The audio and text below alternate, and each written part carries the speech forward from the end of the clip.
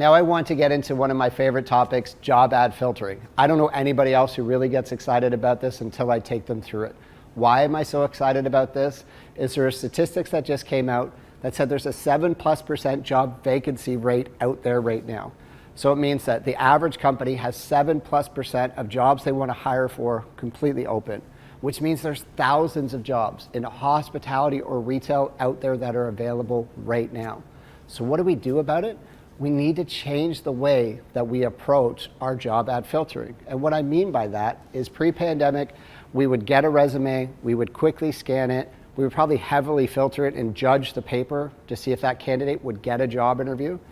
And then we would call them. If they answered, we'd invite them. If they were lucky, if we called them and they didn't answer, we'd move on to the next candidate. Does that sound familiar? Because it does to me. Our company's done this for years, and we still found ourselves a little bit guilty of just expecting people to be able to want or be lucky to come be interviewed by us.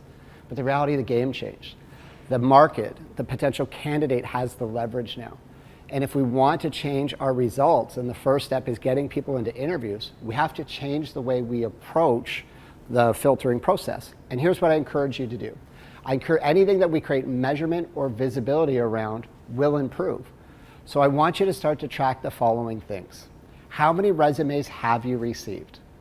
Out of those resumes, the next step would be how many do you feel qualified? So if we got 100 resumes, did 22 of them qualify for the role? Once we have a qualified list, the next step then is how many times have we reached out to them to invite them to our interview? Again, before we used to call them once traditionally. I know there's a little bit of judgment here, but stick with me. I encourage you to follow up with every qualified candidate at least 3 times. We want to make sure some of them are living at home, some of them might not be checking their messages, whatever it is, I want you to call them 3 times, possibly text message them if you have their cell number, email them if they provided it. But we want to really pursue the ideal candidate to capture their interest, to try to get them to come and meet with us, because then we can get them excited about our restaurant or starting to come and work for our team. So I want you to contact them at least 3 times and track the progress, track the number of contacts. Once we've obviously contacted the candidate, what we want to do is invite them to our interview. Common stuff here, but what I encourage you to track, how many people did you invite to your interview? How many people showed up? So we want to start to look at the metrics because there's info in the data, there's great value in the data, and we can change things. So from the time that we said, would you like to come interview with us? They say yes. How many people are showing up? And then I want you to look at tracking forward from your interview process, how many people showed up? How many did we hire? So started their induction process or their training process.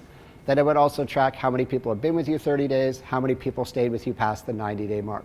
I know this is a lot of information here. Some of you have already tuned out, but I can promise you, if finding staff is our #1 challenge so we can have open operating hours and we can have happy staff, meaning they're not over capacity or overworked because we don't have full staffing grids.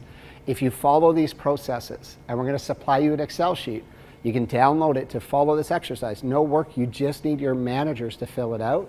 There's going to be things through this process that are going to pop, they're going to stand out, and you can make decisions or change the way you reach out to your people. You can change the way that your conversation goes to invite them to their hiring process. You can change your onboarding process. But starting to track this critical touch points with your potential candidates or new hires will change your attracting results. Trust me, I put it in place for hundreds of locations, and it's had the largest impact out of anything I've ever done around hiring.